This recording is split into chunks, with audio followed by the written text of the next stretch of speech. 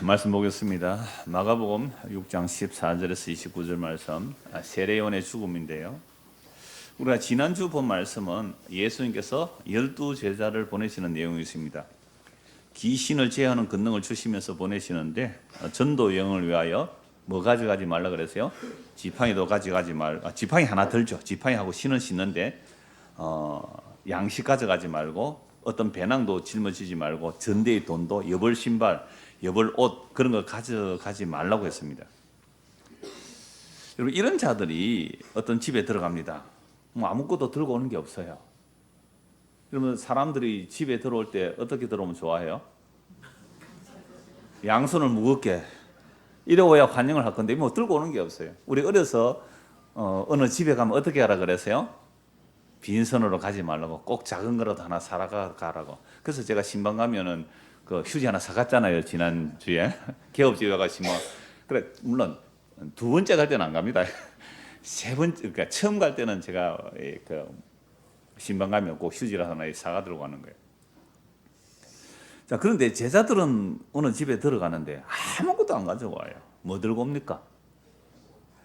네, 복음 들고 오거든요. 근데 이 복음이 제일 첫째가 뭐였어요? 회개하라는 거거든요. 제자들이 가서 뭘 해? 첫째, 회개하라. 그 다음에 귀신 쫓아내고, 세 번째, 병 고친다. 이건 지난주에도 이미 말씀드렸습니다. 그러니까 회개하면 그게 귀신 쫓겨나가는 거고, 회개하면 그게요, 병 고침 받는 거예요.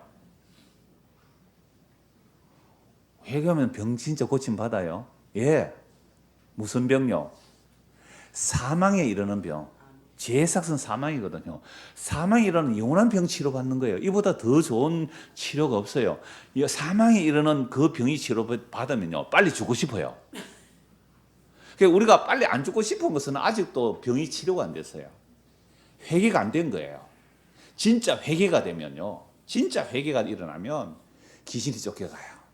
귀신이 쫓겨가면요, 귀신은 이 세상의 영광, 보암직하고 먹음직하고 자랑스러운 것들을 준다고 약속하거든요. 그 귀신이 안 쫓겨갔으니까, 우리는 자꾸만 땅의 것을 생각해요. 우리의 심근은 하늘에 있는데 자꾸만 땅의 것을 생각해요. 이게 십자가의 원수예요. 이게 귀신 들린 정신 아닙니까? 그래서 회개를 외쳐야 돼요. 그래서 회개하라, 천국이 가까이 왔다. 회개하라, 천국이 가까이 왔다. 그래서 정말로 회개하고 예수님을 받아들이면 그거 귀신 쫓겨난 거거든요. 그 다음에 뭐가 고쳐졌다고요? 병 고쳐진 거예요. 병. 무슨 병요? 사망에 이르는 병. 여러분들, 예수님이 병 고쳐준 자 죽었어요? 살았어요? 죽었어요. 사도들이 병 고쳐준 자 다 죽었어요. 그럼 무슨 병 고쳐주란 말입니까? 무슨 병 고쳐야 돼요? 사망에 이르는 병. 이거 왜 낯선 사람들이 많아요? 어디서 오셨어요? 대전에서 오셨어요? 어떻게 알고 여기까지 대전에서 오셨어요? 아들이 대전. 아들? 아들이 여기. 창원에 살아요? 그랬구나.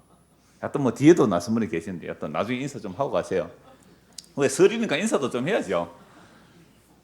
그러니까 여러분, 예수님의 제자들이 가서 뭐 했다고요? 첫째, 회개하라. 회개하라. 그럼 회개하면 뭐가 쫓겨나요? 귀신이 쫓겨나고 병 고침 받아요. 귀신 쫓겨난 정세는요, 나는 땅의 것이 아닌 위의 것을 찾게 되는 거예요. 그게 귀신 쫓겨난 증거입니다. 병 고침 받았어요. 진짜 병 고침 받으면 하루라도 빨리 죽고 싶어 합니다. 이게 진짜로 병 고침 받은 거예요. 그래서 바울이 보세요. 바울이 나는 막 하루라도 빨리 죽고 싶다 그래요. 하루라도 빨리 죽고 싶다고요. 이게 바울이 병 고침 받은 거 아닙니까? 사망에 이르는 병에 붙들려 살기 때문에 우리는 죽음을 무서워하면서 일평생 죽음에 벌벌벌 떨어요. 히브리서 말씀 보십시오. 이 세상 신이 원래 죽음으로 우리를 위협해요. 죽으면 너 죽는다. 죽는다고 하면 벌벌벌 떨어요. 오, 할렐루야, 감사합니다.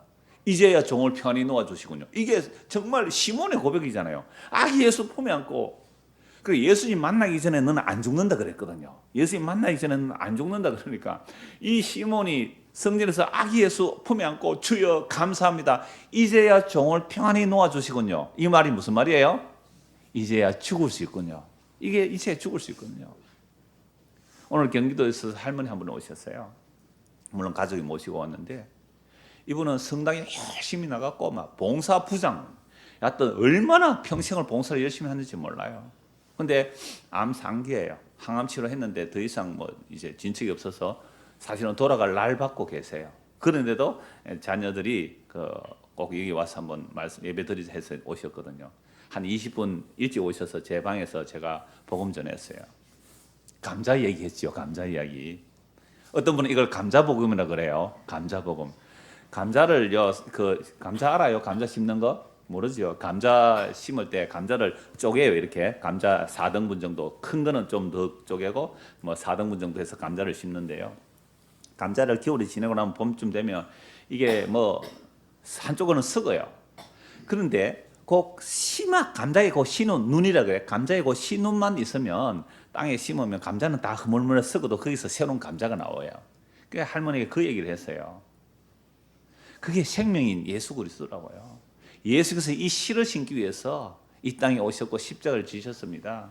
그래서 이 예수님이 우리 마음에 오시면 이제는 죽어도 괜찮은 거예요. 나 이렇게 헌신 충성 봉사를 많은데 왜 암이 왔느냐, 그 섭섭한 마음 가지지 마시고 이게 진짜 복이기 때문에 이제는 정말 주님의 나라를 생각하면서 사십시오라고 말씀을 드렸어요. 그래서 제자들이 이제 두 명씩 해서 6팀이 되잖아요. 2명씩만 가도 2명씩 가서 이제 복음을 전하니까 귀신도 진짜 그 당시에 진짜 귀신도 쫓아나고 막 병도 고쳐지니까 막 소문이 막 나는 거죠. 그 소문들이 가장 먼저 이렇게 정보 라인을 통해서 헤로데게 옵니다. 여러분 통치자라는 것은요, 각 지역에서 일어나는 정보망을 다 가지고 있어요. 여러분 안기부 지금 뭐라 그래요 그걸? 국정원, 예, 국가정보원. 그리고 옛날에 국가정보는 왜 힘이 있는 거예요? 정보를 가지고 있는 겁니다. 여러분 정치를 하든지 뭐 경제를 하든지 공부를 하든지 정보를 가지고 있어야 돼요. 그 정보를 불법으로도 빼돌려야 돼요. 여러분들 중간고사 만점 맞고 싶어요? 예? 수능 만점 맞고 싶어요? 돈만 있으면 가서 정보 빼오면요 미리 다 이렇게 만점 맞을 수 있어요. 그러니까 정보력이거든요. 이런 정보를 헤롯이 제일 접하는 거죠. 그런데 세상에 무슨 소문이 나요? 2명씩 이제 6팀 아닙니까? 가서 회개하라 뭐 외치고 귀신 쫓아고 병 고치라 소문이 막 퍼지는 거죠. 그래서 헤롯의 정보망에 들어오는 거죠. 이 헤롯 안티파스는요 주전 4년부터 후 39년까지 갈릴리와 베레아 지역의 분봉왕입니다. 헤롯은 제자들의 활동을 통하여 예수의 이름이 드러난 거죠. 예수의 이름이 드러나니까 이 예수가 자기가 목 베어 죽인 세례 요한이 다시 살아났다 이렇게 생각한 거예요. 여러분 세례 요한의 능력이 예수에게 드러났다 하고 두려웠던 거예요. 그게 오늘 본문의 내용들입니다. 세례 요한의 죽음이. 그래서 15절 보십시오. 어떤 이는 그가 엘리야라고 또 어떤 이는 그가 선지자나 옛 선지자 중에 하나와 같다 하되 헤롯은 듣고 이르되 내가 목 뺀 요한 그가 살아났다 하더라. 그러니까 14절과 16절에서 헤롯의 반응은 예수님의 소문이 나니까 이 예수님을 누구로 보는 거예요? 세례요한, 자기가 목 베어 죽인 세례요한이 살아났다고 생각하고 다른 사람들은 뭐라고 해요? 엘리야다 또는 선지자 한 사람이다. 선지자, 구약의 선지자 중에 한 사람. 왜 예수가 선지자니까. 그래서 구약의 수많은 선지자들 중에 한 사람이다. 이렇게 말들이 분분해요.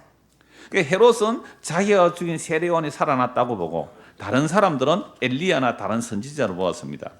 유대인들은요, 왜 엘리야로 자꾸만 생각할까요? 엘리야를 왜 생각할까요? 엘리야는 죽음을 보지 않고 하늘로 올라간 사람이죠. 아시죠? 네. 엘리야는 죽음을 보고 오지 않고 하늘로 갔죠. 그리고 말라기서에 엘리야가 온다는 얘기가 있어요. 마가복음에서 앞쪽으로 넘기면 말라기 있습니다. 구약서 말라기 한번 찾아보시죠. 말라기 4장. 말라기 4장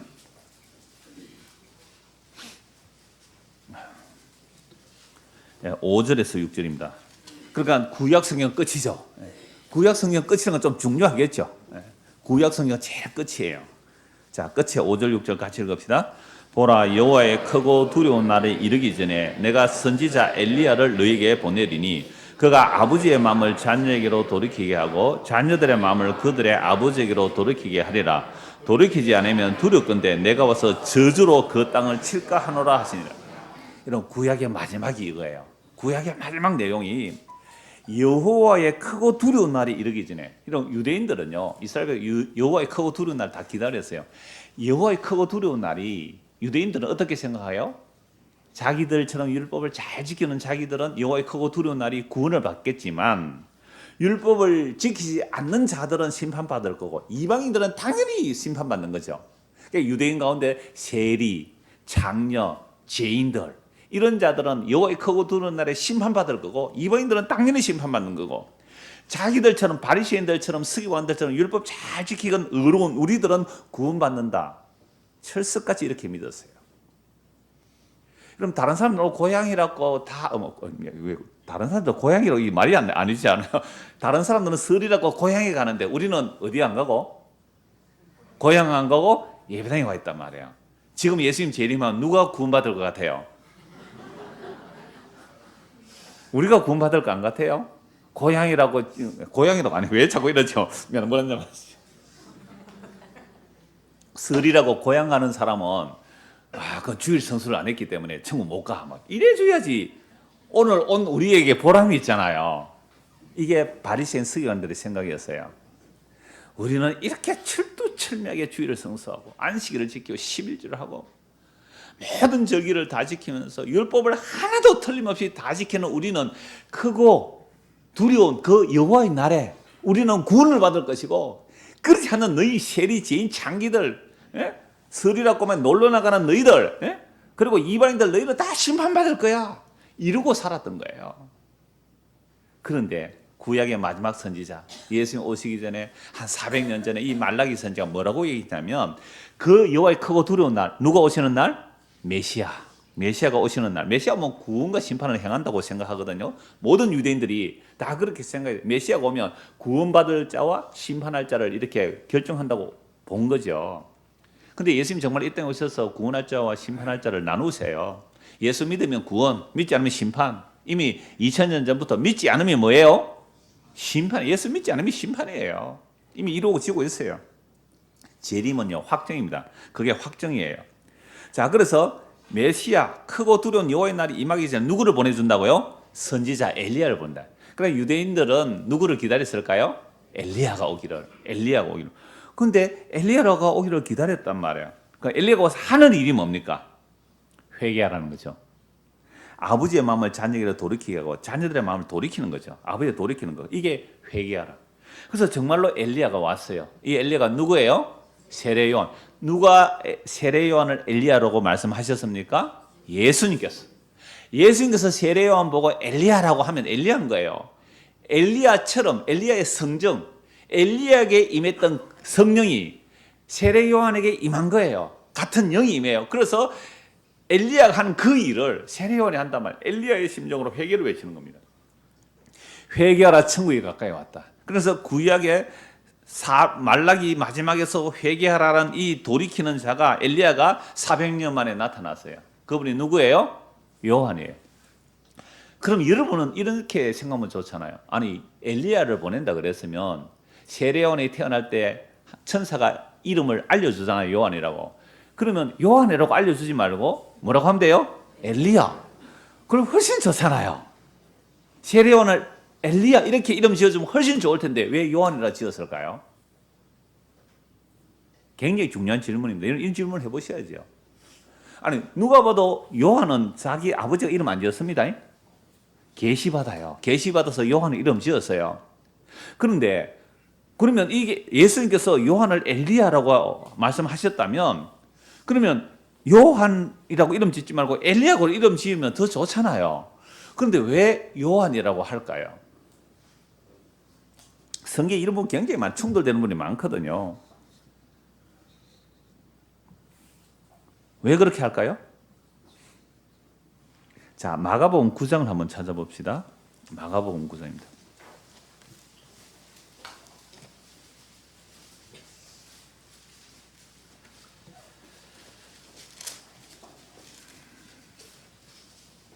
마가복음 9장 9절입니다. 그 앞에 부분은 그 변화산의 이야기예요. 변화산. 그 베드로, 야고보, 요한이 예수님과 함께 산에 올라갔는데 그 산에 누가 나타나요?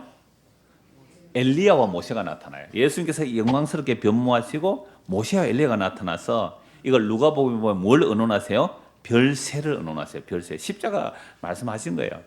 별세를 언론하세요. 그러니까 그리고 이제 그 산에서 내려오면서 예수님께서 이렇게 말씀합니다. 물론 중요한 말씀이 나오죠. 7절 한번 보십시오. 마가복음 9장 7절. 마침 구름이 와서 그들을 덮으며 구름 속에서 소리가 나되 이는 내 사랑하는 아들이 너희는 그의 말을 들으라 하는지라 문득 둘러보니 아무도 보이지 아니하고 오직 예수와 자기들 뿐이더라. 모세와 엘리야도 예수님 증거하고 떠나는 거예요. 그래서 누구만 보이면 돼? 우리는 예수님만. 율법과 선지자들이 예수님 증거한 거예요. 예수님만 보이는 거예요. 자, 그들이 산에서 내려올 때에 예수께서 경고하시되 인자가 죽은 자 가운데서 살아날 때까지는 본 것을 아무에게도 이르지 말라 하시니 그들이 이 말씀을 마음에 두며 서로 문의하되 죽은 자 가운데서 살아난 것이 무엇일까? 아직 못 알아들어요. 그러니까 엘리야 지금 왔어요 안 왔어요? 변화산에? 변화산에 나타났죠.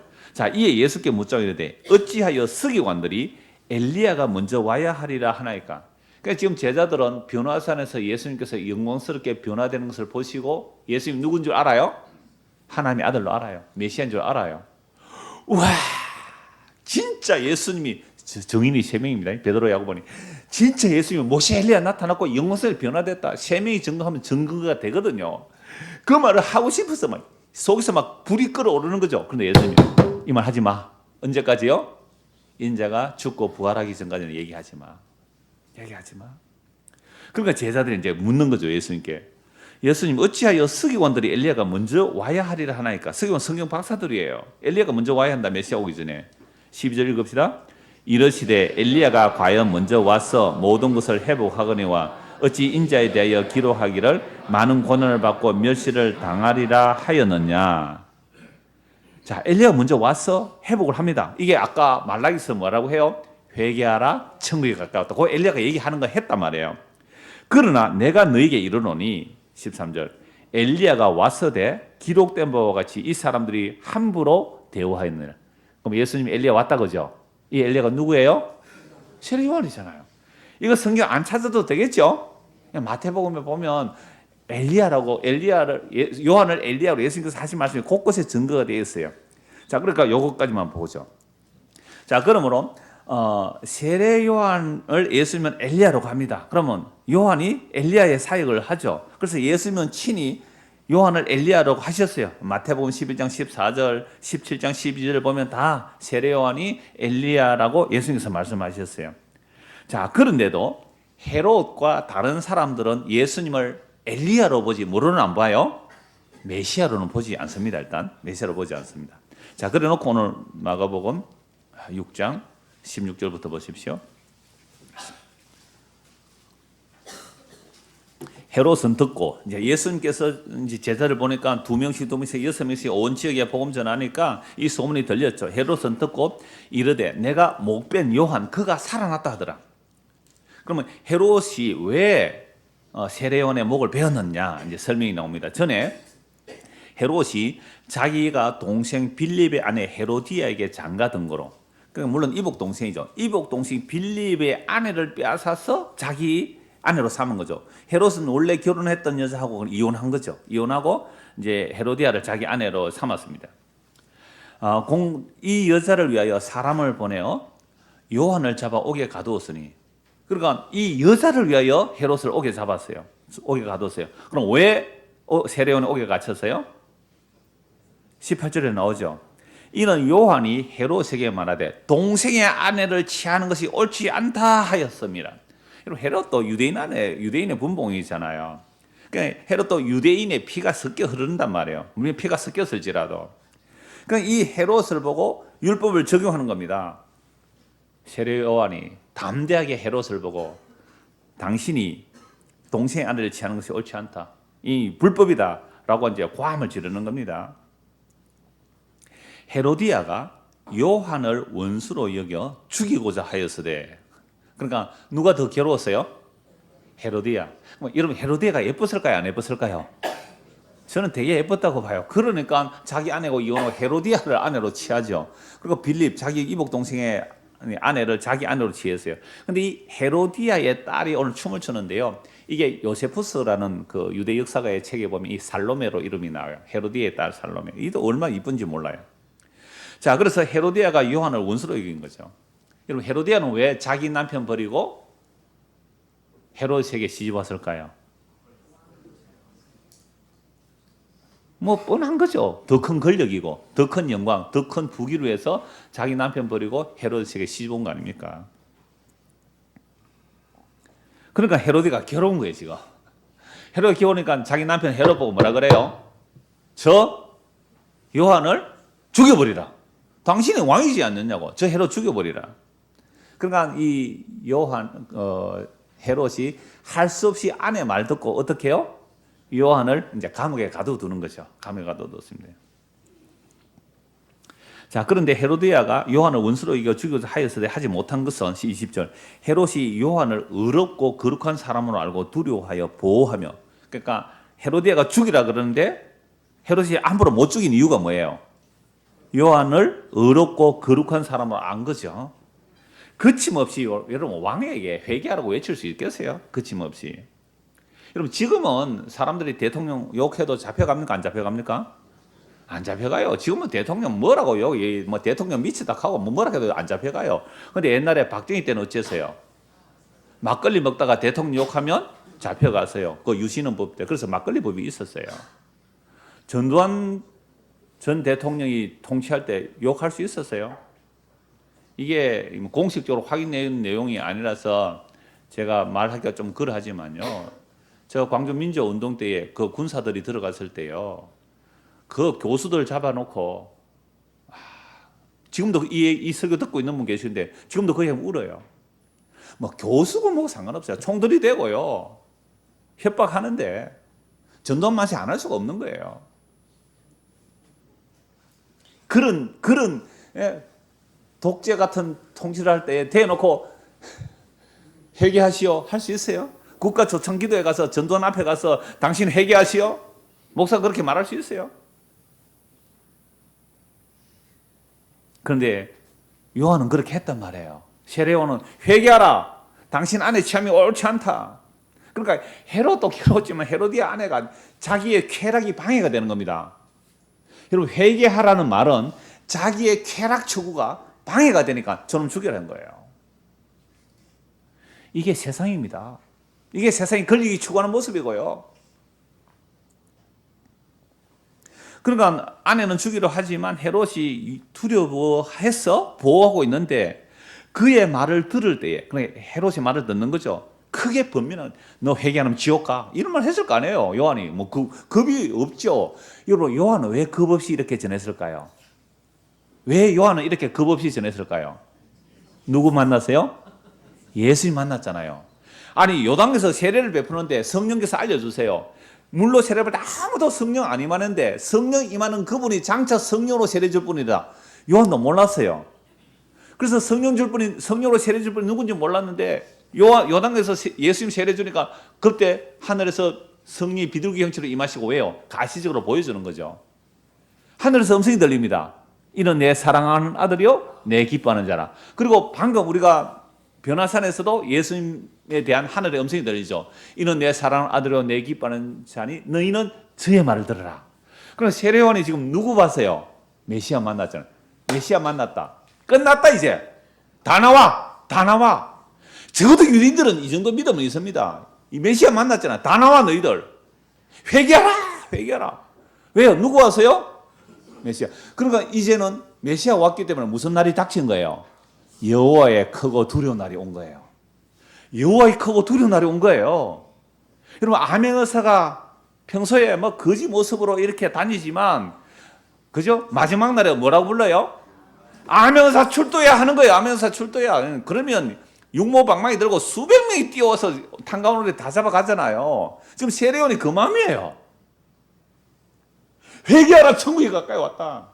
헤롯 너 회개 안 해? 지옥 가. 헤롯이 뭐 눈에 안 보입니다. 지금 세례요한은. 누구 봤어요? 예수님 봤거든요. 메시아 봤거든요. 이분이 메시아라고 증거했잖아요. 보라 세상죄를 지고는 하나님의 어린 양이다. 그거 없어요. 마구 해쳤습니다. 그러니까 감에 갇혔죠 뭐. 21절 마침 기회가 좋은 날이 왔으니 이 좋은 날이 무슨 좋은 날이에요? 헤롯이 세례요한 죽일 수 있는 좋은 날인데 사실은 표현이 이러하지만 헤로디아와 살로메 또 헤롯이 세례요한의 목을 자르는 좋은 기회였지만 사실은 이 좋은 기회가 그 세례요한의 목을 자른 자들에게는 영원한 심판의 날이에요. 그게 결국 좋은 날이 아닌데 하여튼 그들 편에서는 좋은 날이 왔으니 곧 헤롯이 자기 생일에 대신들과 천부장들과 갈릴리의 귀인들로 더불어 잔치할세. 그리고 장관들 다 모여서 천부장들 다 모여 갈릴리의 그 귀인들이 다 모여서 잔치해요. 헤로디아의 딸이 친히 들어와 춤을 추어 헤롯과 그와 함께 앉은 자들을 기쁘게 한지라. 왕이 그 손녀에게 이르되 무엇이든지 네가 원하는 것을 내게 구하라. 내가 주리라 하고 또 맹세까지 합니다. 무엇이든지 네가 내게 구하면 내 나라의 절반까지더라도 주리라 하거늘. 혹이죠. 분봉왕은 땅 사실 줄 수 없어요. 그러니까 술이 한 잔 했을 거 아니에요. 잔치의 영입니다. 한 잔 마셨어요. 기분 좋아요. 그런데 누가 왔다고요? 살로메, 헤로데의 딸. 그 헤로데의 딸이 얼마나 이뻤을까요? 여러분, 헤롯이 그 빌립의 아내, 자기 동생의 아내를 취했을 때 헤로디아가 얼마나 예뻤을까요? 그 딸이니까 또 얼마나 이뻤을까요? 그 영화 같은 거 보면 그 당시에 영화를 보면요. 정말 이 살로메가 잠자리 날개 같은 옷을 입고요. 정말 예쁜 모습으로 예쁜 육체미를 가지고 춤을 추니까 헤롯이 정말 침을 질질 흘리는 거예요. 그러니까 그 주위에 앉는 사람들이 얼마나 혹 반했을까요? 기분 좋은 거 술도 마셨겠다. 딸이 춤을 춰서 기분이 흡족한 거예요. 여러분 쾌락이 가는 길이 이런 겁니다. 권력이 가는 길이 이런 길이에요. 회개하라 천국이 가까이 또 왔다는 그 세례 요한을 목 자르는 장면이 자기들의 쾌락과 잔치와 명절이라고 자기들이 즐거는 그 유흥에 의하여 세례 요한 목 자른다니까요. 나라 절반을 주겠대요. 그가 나가서 그 어머니에게 말하되 어머니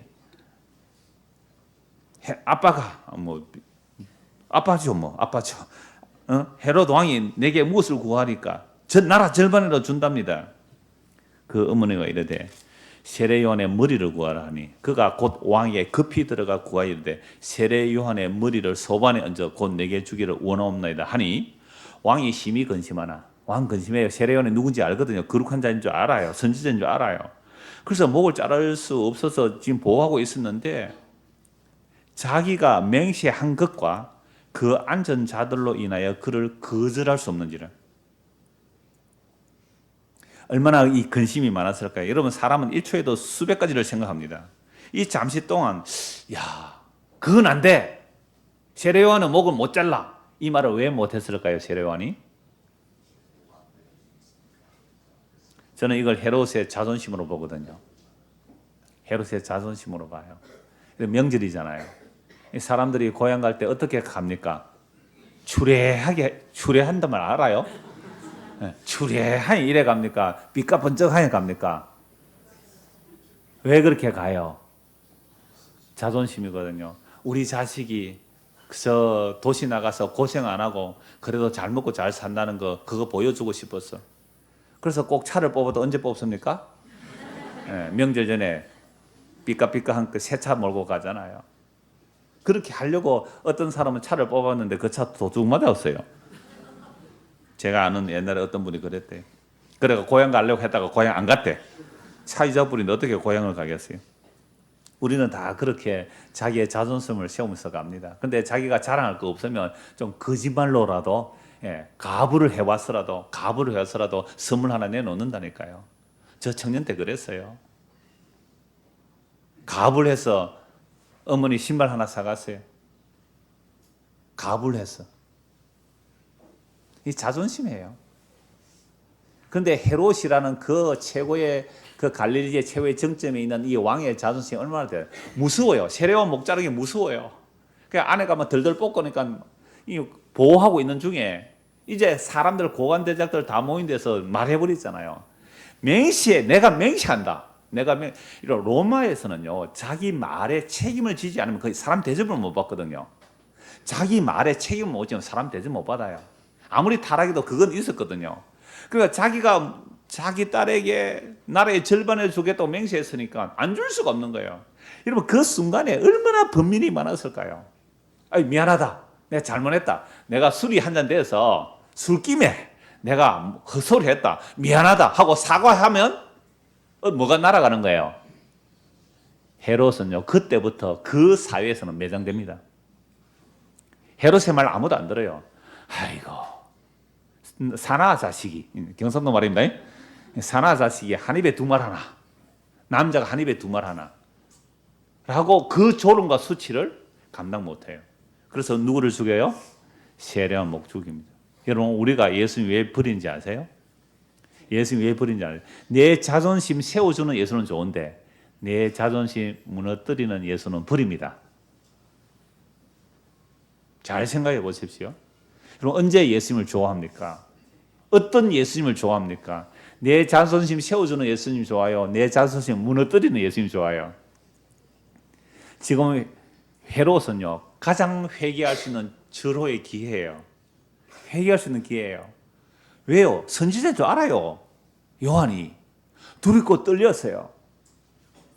그럴 때에 정말 자기 자존심 하나 내려놓고 따라 내가 잘못했다. 고관대작 여러분들, 내가 정말 잘못 생각했습니다. 이분은 하나님의 거룩한 선지자입니다. 우리가 회개하고 이분이 전하는 그 예수를 우리가 받아들여야 됩니다. 라고 하면 그건 뭐가 일어나는 거죠? 구원이 일어나는 거죠. 물론 제가 가성을 해서 말씀하시지만 오늘 우리가 똑같단 말이에요. 우리가 헤롯의 자리에 다 앉아 있어요. 작은 권력이지만 작은 권력이면 우리 각자가 다 헤롯의 자리에 다 앉아 있단 말이에요. 군에 가보세요. 2주 단위로 쫄병 오면 지가 높아요. 그거 가보고 시킨다고요. 그러니까 작은 권력에서 우리는 전부 헤롯의 자리에 앉아 있거든요. 그 헤롯의 자리에 앉아서 자기 자존심 지키려고 하는 거예요. 이 자존심이 죄입니다. 자존심이 죄예요. 최후까지 죽지 않는 죄가 자존심이거든요. 그 헤롯의 자존심이에요. 그래서 저는 설교 세례요한의 죽음을 했지만 원래 제목은 세례요한의 자존심, 이렇게 설교 제목을 잡았어요.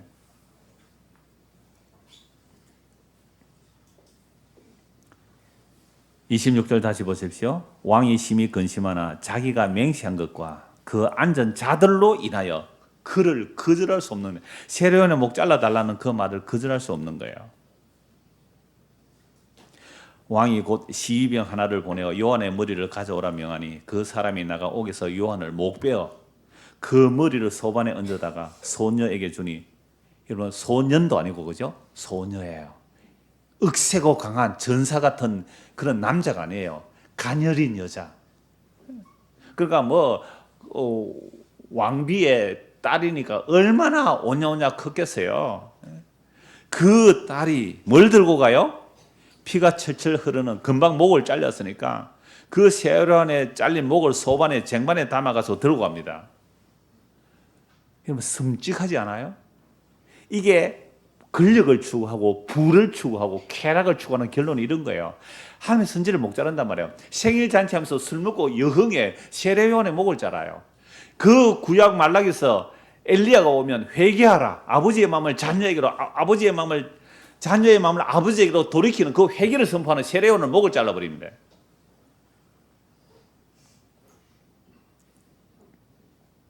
그 머리를 소반에 얹어다가 소녀에게 주니 소녀가 이것을 그 어머니에게 주니라. 요한의 제자들이 듣고 와서 그 시체를 달라고 해서 장사 지냅니다. 자, 이것은 이미 일어난 일이에요? 아니면 최근에 일어난 일이에요? 자, 이미 일어난 일이죠. 이미 일어난 일이란 말이죠. 그래서 마가복음 1장을 한번 보십시다. 마가복음 1장.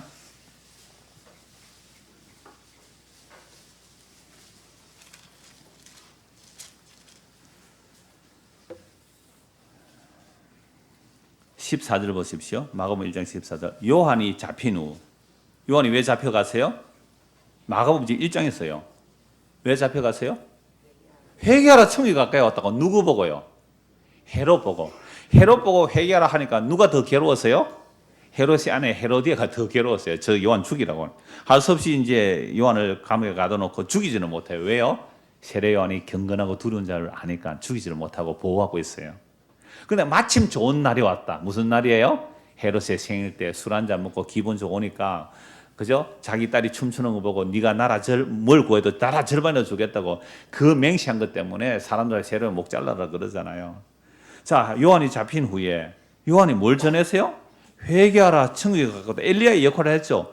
회개하라 천국이 가까이 왔다. 엘리야의 그 사명을 해요. 근데 잡혀버렸잖아요. 잡힌 후 누가요? 예수께서 갈릴리에 오셔서 하나님의 복음을 전파하며 이르시되 때가 찼고 하나님의 나라가 가까이 왔으니 회개하고 복음을 믿으라. 그럼 세례요한이 이제 같이 오고 나서 예수님께서 회개하라, 하나님 나라 가까이 왔다. 회개하고 복음을 믿으라. 복음은 예수 믿는 거예요.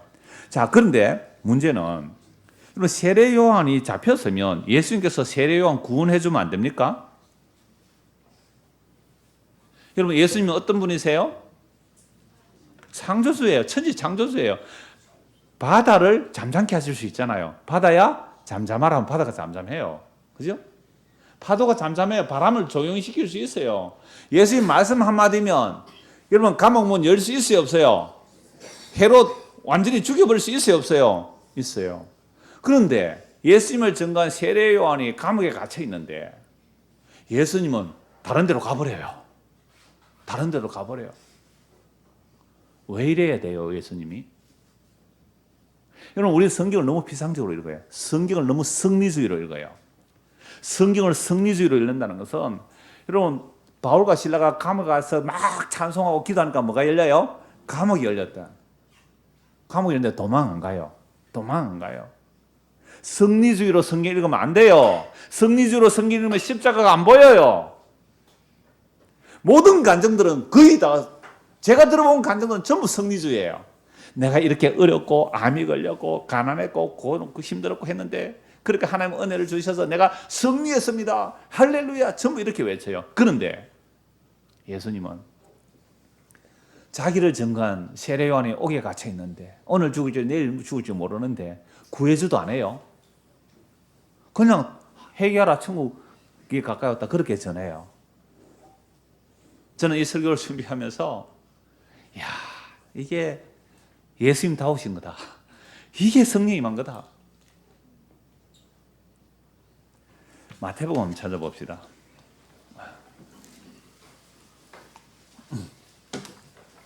마태복음 11장.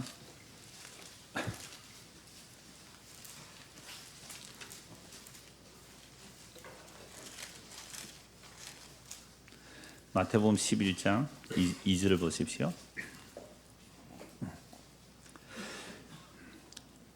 요한이 옥에서 그리스도께서 하신 일을 듣고 제자들을 보내어 예수께 여짜되 오실 거기가 당신입니까? 우리가 다른 일을 기다려야 합니까? 여러분, 요한이 아까 헤롯 보고 왜 큰 소리로 회개하라고 외쳤어요? 누구를 봤기 때문에? 예수님을 봤기 때문에. 예수님 누구예요? 메시아잖아요. 변화산에서 영광스럽게 변모됐을 것들은 베드로, 야고보, 요한이 그 영광된 모습을 봤고, 요한은 어디서 봤어요? 요단강에서 성령님에서 하늘에서 음성이 났어요. 이는 내 사랑하는 아들이요 내 기뻐하는 자라고. 그래서 이분이 성령으로 세례 줄 분이니까 이분이 누구예요? 메시아라고 증거하잖아요. 이분이 메시아라고. 이제는 눈에 보이는 거 없습니다. 어느 누구든 회개라고 선포하는 거예요. 이런 우리가 이 땅에서 살아가면서 왜 주눅들어서 사는지 아세요? 예수님 제대로 못 만나서 그래요. 예수님 제대로 못 만나서 그래요. 예수님 제대로 만나면 눈에 보이는 거 없습니다. 너 죽는다. 죽이라. 할렐루야. 이 세상 신이 얼마나 우리의 마음과 생각을 장하고 있는지 보십시오. 오늘 지사님 기도하시는데 그리스도의 향기를 드러내셨어요. 나는 악취밖에 안 나오는 인간입니다. 나는 악취밖에 안 나오는 인간. 그러니 주님 필요합니다. 그게 그리스도의 향기 드러낸 거예요. 자책하지 마세요. 다 그래요. 안 그런 사람 아무도 없어요. 저도 그래요. 뭘 그걸 자책해요. 하나님 앞과 교회 앞에 지금 죄를 자복했거든요. 하나님 앞과 사람 앞에 죄를 자복했어요. 그거 그리스도의 향기 드러내는 거예요. 정말 머리보다 나는데 악취밖에 더 나오겠어요. 그래서 그리스도가 어떻게 함께 하시나 이거 들으십시오. 이제 결론으로 갑니다. 오늘 그 기도뿐만 아니라 우리가 다 그런 기도하고 있어요. 근데 그 결론이 나오더라고요. 오늘 말씀에 결론이 나와요. 오늘 경기도에서 오신 그 할머니에게도 이 말씀 드렸어요. 여러분, 예수님께서 어떻게 함께 하시는지 한번 보시란 말이에요. 세례요한의 오해를, 세례요한은요 메시아니즘의 모든 유대인들이 가지고 있는 그 성리적인 메시아니즘에 빠져 있는 거예요. 비록 세례요한이라도 성령의 감동으로 예수님을 증거했다 할지라도 이 모든 유대인들이 가지고 있던 메시아니적 성리주의에 지금 눈이 가려져 있는 거예요. 여러분, 세례요한도 그랬는데 우리야 닐러 무삼하리요. 말해 뭐 하겠어요? 말해 뭐 하겠어요? 예수 왜 믿었는데요? 예수 왜 믿었는데요? 승리하고 싶어서, 헤롯처럼 높아지고 싶어서, 좋은 데 시집가고 싶어서, 헤로디아처럼. 살로메가 왜 춤을 춰요? 왜 남자를 유혹하는 춤을 춰요? 선물 받고 싶어서. 이게 인간들이 살아가는 세상이에요. 이게 지옥이라니까요. 다시 보십시오. 11장 2절. 요한이 옥에서 그리스도께서 하신 일을 듣고 제자들을 보내어 예수께 저들 오실 거기가 당신입니까? 우리가 다른 일을 기다려야 합니까? 지금 흔들렸어요. 자기가 성령에 임하는 메시아를 전개하고 자기가 흔들렸다니까요.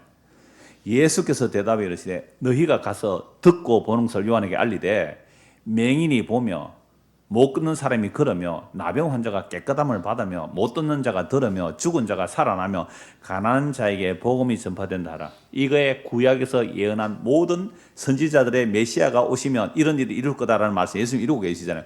맹인이 봐요. 그죠? 이거 뭔 얘기예요?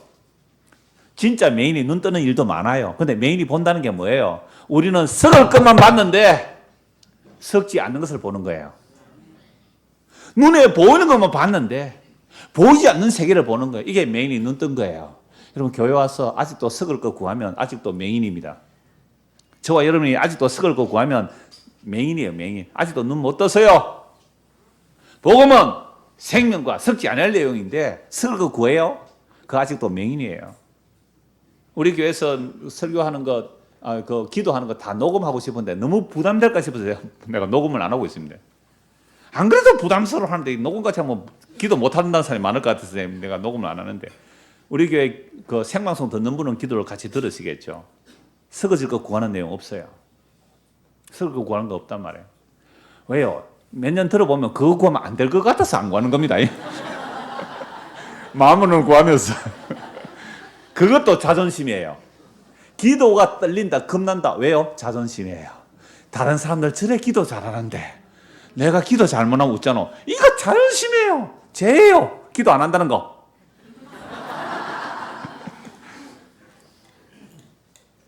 여러분 맹인이 봐요. 맹인이 봐요. 보이지 않는 약속의 세계를 봐요. 주를 보지 못하느나 너희가 믿고 말할 수 없는 사랑으로 사랑. 예수님 안 보여요. 그런데 믿고 사랑한대요. 맹인이 눈을 떴어요. 못 걷는 사람이 걸어다녀요. 멸망의 길로만 걸어가요. 우리는 생명의 길로 한 걸음도 못 걸어요. 우리는 전부 다 지옥으로 달려가는 그건 잘 달려요. 얼마나 빨리 달려요. 지옥으로 빨리 달려가는지. 생명으로는 한 걸음도 못 걸어가는 날 때부터 안전병이에요. 우리가 날 때부터 안전병이. 그 안전병 일으켜주세요. 진리의 걸음을 걸으라고, 생명의 길로 걸어가라고, 십자가 좁은 길로 가라고. 그게 안전병이가 일어난 거예요. 예수님은 그렇게 실제적으로 안전병 일으켜 주시면서 이 메시지를 우리에게 전하고 있는 거예요. 나병 환자가 깨끗함을 받아요. 이건 이미 말씀드렸어요. 머리부터 발끝까지 완전히 나는 나병입니다. 너 깨끗하다. 아까 고백했잖아요. 나는 진짜 악취만 풍깁니다. 너 깨끗하다. 왜 그거 안 믿어요? 그걸 죄라 그래요. 머리부터 악취까지 나병이기 때문에 나는 악취만 풍겨요 라고 할 때 주님은 뭐라고요? 너는 의롭다 라는 그거 믿으란 말이에요. 그걸 믿는 것을 뭐라고 해요? 하나님께 영광 돌린다 그래요. 그게 하나님께 향기예요. 그게 왜 자기 행위 가지고 나 이렇게 악취만 풍기는데, 저도 오늘 악취 풍겼어요. 방귀도 끼는데 왜 악취를 안 풍겨요? 그런 거 아니라니까요. 나병 환자가 깨끗함을 받는 이야기예요. 머리부터 발끝까지 나는 죄인입니다 할 때 주님께서 어렵다 해주신다니까요.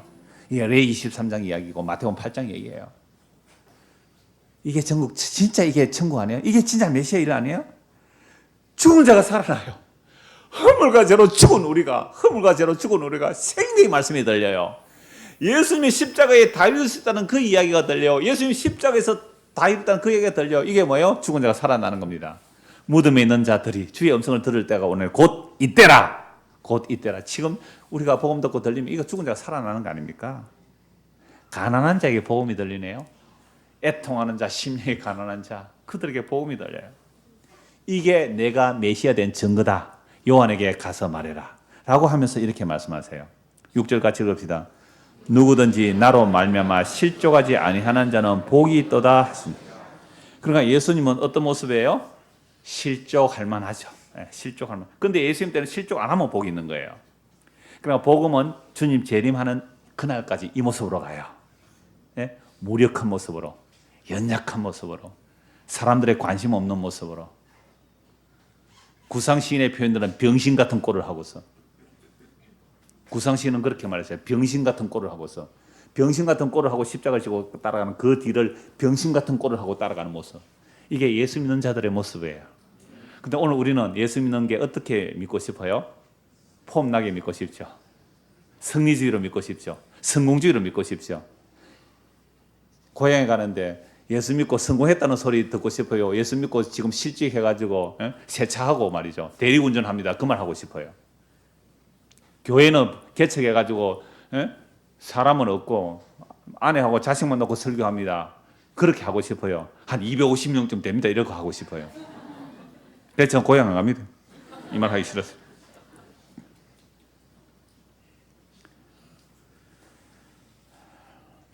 오늘 저와 여러분이 믿는 예수님은 어떤 주와 그리스도이십니까? 예수가 어떤 주와 그리스도입니까? 이 땅에 유통되고 있는 복음이라는 내용이 과연 어떤 내용입니까? 세례 요한이 회개를 외치다가 옥에 갇혀 있는데 예수님은 구하여 주지 않습니다. 심지어 권력자들의 유흥거리로 요한의 목이 잘려 나가는데도 예수님은 아무런 조치하지 않습니다. 파도를 꾸짖으시는 분입니다. 죽은 자를 살리는 분인데 아무런 조치 안 하십니다. 이러한 예수님을 여러분 주와 그리스도로 믿으시겠습니까? 예수님의 복음 전하시면 어떤 세상적인 권력의 추구나 승리주의가 없습니다. 결국 예수님 자신도 무력하게 잡히시고 제자들은 도망가고 십자가에서 죽으십니다. 그 죽으시면서 다 이루었다고 하셨습니다. 오늘 할머니에게 그 말씀 전했어요. 청자 할머니에. 맞죠? 청자? 네, 청자. 고려 청자인지 모르겠습니다. 청자 할머니. 청자 할머니 그 말씀 드렸어요. 예수님이 뭘 다 이룬지 아세요? 예수님이 십자가에 죽으심으로 우리가 영원한 생명 주시는 일을 다 이루셨습니다. 예수님 십자가에 들림으로 예수님이 누군지 알게 해주십니다. 우리가 스스로 예수를 알 수가 없어요. 우리가 스스로 찾아간 예수는 전부 가짜 예수예요. 십자가에 들린 그분이 우리에게 예수님이 누군지 알게 해줘요. 그런데 우리가 예수님을 알지 못하면, 예수님이 그분인 줄 알지 못하면 너희는 너희 죄 가운데서 죽으리라. 제가 이제 청년들 청소하고 나서 그 얘기했어요. 이거 모아놓고 청년들 왜 교회 오느냐고. 청년들 왜 교회 오느냐고. 말씀을 통하여 예수가 누구신지 아는 이 목적 아니면 올 이유 없다. 클럽이나 가라. 클럽. 저 강남에 버닝썬 그런 데나 가라.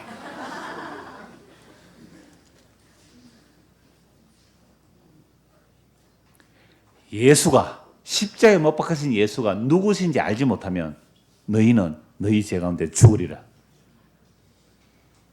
누구든지 주를 사랑하지 않거든 저주를 받을지어다. 청년의 수련회 이 얘기 할 거예요. 따라와요. 청년의 수련회. 안 간대. 청년회. 교회도 오지 마. 말씀 관심 없으면. 예수가 누구신지 알지 못하면 너희는 너희 죄 가운데 죽으리라.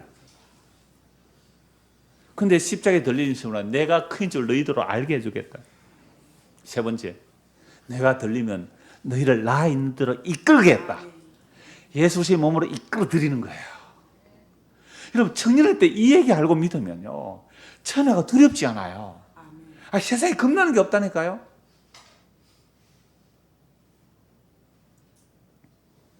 고향에 찾아갔습니다. 학교는 그 소리 듣기 싫어서 안 가죠. 떨어졌습니다. 웃으면서 떨어졌습니다. 이 말 왜 못해요? 장가는 내가 아가씨가 없습니다. 왜 이 말 못해요? 자존심이에요. 그게 헤롯이에요. 그런데요, 나요 괜찮거든요. 나 신나거든요. 뭔데? 십자가에서 다 이루신 예수님이요 천지를 창조하신 하나님이고 그분이 전부이고요. 그분이 내 안에 계시니까 나 장가한 것도 괜찮고 취직 못해도 괜찮고 월급 적게 받아도 괜찮고 교회 성공 안 해도 괜찮고 교회 문 닫아도 괜찮고 이 예수님이 내 안에 계시는데요. 부럽죠? 이 말 하고 싶거든 명절에 가시고 이 말 할 자신이 없거든 그냥 집에서 방콕 하십시오. 이게 예수 믿는 자신감 아닙니까? 예수님이 어떤 분인데요? 도대체 예수님 아세요? 무엇을 다 이루십니까? 아무도 함께 할 수 없는 죄와 비참함으로 죽어가야 할 자기 백성들에게 함께 하시는 예수님. 인생의 실패와 좌절 속에, 허무와 고독 속에 아무도 함께 할 수 없는 그 무력함과 연약함 속에 천지를 창조하시는 하나님께서 함께 할 수 있는 유일한 길은 십자가뿐입니다. 저주와 수치와 침뱉음과 모독을 묵묵히 감내하신 그 십자가만이 우리 인생의 가장 밑바닥으로 할 수 있는 그 자리에 함께 할 수 있습니다. 더 이상 나는 밑바닥이 없다.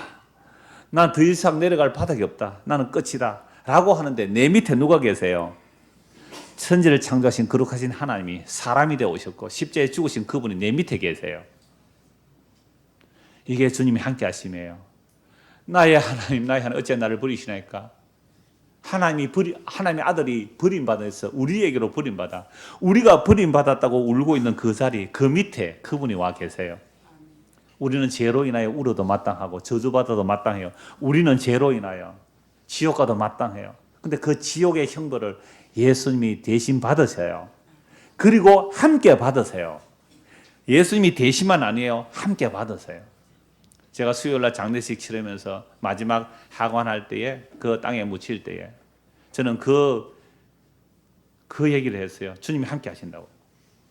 그리고 돌아오면서 혼자 생각한 것이 여러분 아내도 자식도 그 화장장에 아무리 엄마가 아이고 아들을 부르면서 관 앞에 엎드려 울었지만 그 태워지는 그 불구덩이 속에 함께 들어갈 수 있어요? 거기 같이 태워 죽을 수 있어요? 예수님이 그 불구덩이에 갔었어요. 예수님이 그 불구덩이에 그 화장장에 불 태워지는 그 자리에 예수님이 함께 타신다고요. 그게 십자가입니다. 그 천지를 창조하신 하나님이 죽으시고 3일 동안 땅에 묻힌 거 그게 지옥에 경험하신 거예요. 그러니까 그 화장장에 타고 있을 때 누구 함께 하실 수 있어요? 그분만이 함께 하세요. 그 영원한 생명만이 그 안에 함께 하세요. 땅에 묻혔어요. 그 유골 땅에 묻었어요. 그 유골 안에 누가 함께? 하나님 함께 하세요. 그 하나님의 아들 예수 그리스도 함께 하세요. 헤롯이 왜 요한을 목자라고 합니까? 요한을 의로운 사람으로 두려워도 했지만 그러나 자기 이름을 걸고 맹세한 그 자존심이 요한을 목자라고 했습니다. 민족의 가장 큰 명절에는 설날입니다. 가족과 친척들, 친구들에게 자존심 세울 수 있는 날입니다. 그런데 얼음에 차하여 자존심 세울 것 없으면 거짓말이라도 합니다. 그러니 인간의 즐거움을 추구하는 명절이니 생일이니 여흥에 그 여흥이 선지자를 죽인 것임을 아시기 바랍니다. 우리의 명절은 세상의 자존심이라는 그 누룩을 내버리고 유월절 양으로 희생하신 예수 그리스도를 먹고 마시는 것, 그게 진짜 명절입니다. 성경 한 번 보고 마무리합시다. 고린도전서입니다. 고린도전서 5장 7절.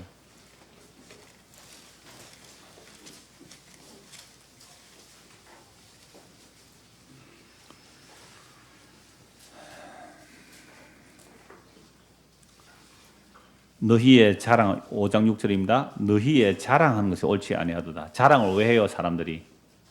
자존심이죠. 너희가 자랑하는 것이 옳지 아니하도다. 적은 누룩이 온 덩어리에 퍼지는 것을 알지 못하느냐. 여러분, 자존심. 예? 세상의 그 자랑거리. 내 예수 믿었는데 이만큼은 돼야 예수 믿는 사람이 욕을 안 얻어먹지라는 그 자존심. 그게 자랑이에요. 그게 누룩입니다. 우리 안에 그 누룩도 다 있어요. 그 안에 우리 누룩 없는 애들이 없어요. 다 있어요. 아나 어른이나 할 것 없이 그 자존심, 그 누룩이 세상 자랑이 자존심이에요. 세상 자랑 자존심이에요. 교회 올 때 왜 추레하게 못해요? 교회 갈 그냥 옷이 없었다고요. 자존심. 그게 누룩입니다. 너희의 자랑에서 옳지 않다. 고린도 교회는요, 은사가 있었어요. 막 표적이 있고 기적이 있어요. 자랑거리. 그 자랑거리는 십자가를 가립니다. 누룩입니다. 너희가 자랑하는 것이 옳지 아니하도다. 적은 누룩이 온 덩어리에 퍼진 걸 알지 못하느냐. 7절 같이 읽읍시다. 너희는 누룩 없는 자인데 새 덩어리가 되기 위하여 묵은 누룩을 내버리라. 우리의 유월절 양 곧 그리스도께서 희생되셨느니라. 보세요. 우리가 누룩 못 내버려요. 자랑거리 못 내버려요. 그래서 주께서 친히 우리로 하여금 뭐 하세요? 자랑거리를 내버리게 하세요. 함께 하셔서 그놈의 자랑거리, 그 자존심 버리게 하시더라고요. 저도 이거 많이 당해봤어요. 많이 당해봤어요. 내 뜻대로 되는 일이 하나도 없도록 자랑거리 다 없애요. 없애주시더라고요. 하나님 왜 이래요? 왜 이래요? 그거 있으면 너 자랑거리지. 지금은 감사해요. 물론 뭐 전에도 가끔가끔씩은 감사했어요. 주여, 나의 자랑거리를 이렇게 없어주셔서 정말 다른 사람들이 안 가는 그런 곳에 가게 하시려고. 자랑거리 있으면 가겠어요. 그런데 이렇게 하시군요. 가면 갈수록 이게 분명해져요. 눈에 선명해져요. 내가 곽 집사하고 1시간 단독으로 이렇게 부활의, 영광의 부활에 대해서 쭉 얘기를 했어요. 곽 집사 이런 얘기해요. 목사님은 옛날보다 더 십자가에 대해서 풍성하고 깊어지셨네요. 그 얘기를 해요. 자기는 예수님께서 이 땅에 부활한 그 몸만 얘기를 하는 거죠. 아니요. 그건 지상에 있을 때 몸이고요. 그 부활의 몸 아니에요. 영광주에 계신 그 몸이에요. 그 얘기 좀 해주세요. 그래서 1시간 얘기했어요. 그 영광주에 있는 그 부활의 영광의 몸. 여러분, 누룩이 우리 안에 들어있어요. 우리 누룩 우리가 버릴 수가 없어요. 근데 우리는 누룩 없는 자인데 새 덩어리가 되어 묵은 누룩을 내버리라. 우리의 유월절장. 그래서 누룩을 내버리는 게 하나님께서 우리를 낮추심이에요. 누룩을 내버리라. 우리의 유월절장 곧 뭐요? 그리스도께서 희생되셨느니라. 예수님께서 희생되심으로 정말 나는 죄인입니다. 정말 나는 죄인입니다. 나보다 더한 죄인은 못 봤습니다라는 바닥 그 밑에 우리의 죄를 대신 담당하신 주님이 계시더라는 거예요. 8절 읽읍시다. 이러므로 우리가 명절을 지키되 물은 누룩으로도 하지 말고 악하고 악에 찬 누룩으로도 말고 누룩이 없이 오직 순전함과 진실함의 떡으로 하죠. 제가 자존심을 누룩 하나로 봤지만 자기의, 그죠? 자존심, 자기의, 자기 공로, 자기 주장, 자기 체험, 자기 경험들, 자기 보고 많은 지식, 이거 전부 누룩들이에요. 이런 것들 다 내버리고 순전함과 진실함의 떡, 예수 그리스도, 누룩이 없는 그 딱딱한, 누룩이 없기 때문에 딱딱해요. 누룩이 없기 때문에 너무 딱딱한 그 진실한 떡, 그리스도의 살과 피를 먹고 마시는 그 명절이 우리에게 날마다 일어나기를 소원합니다. 기도하겠습니다. 하나님 아버지, 세례 요한의 죽음에도 예수님은 아무 조치하지 않았습니다. 그러나 세례 요한의 목 잘리는 그 현장에 예수님이 함께 하셨고, 세례 요한이 장사되는 그 자리에 예수님이 함께 하심으로 세례 요한이 비록 목 잘려 장사되어도 그리스도와 함께 죽었고 그리스도와 함께 살아났고 그리스도와 함께 하늘에 앉혀진 것을 믿습니다. 우리에게 이 믿음을 주셔서 세상의 자랑거리라는 누룩들이 빠져나가고 딱딱한 떡, 누룩 없는 떡, 그러나 순전하고 생명이 되시는 예수 그리스도를 먹고 마시는, 그래서 날마다의 명절이 되는 우리 모두가 되도록 은혜를 베풀어 주시옵소서. 예수 그리스도 이름 받들어 기도드리옵소서.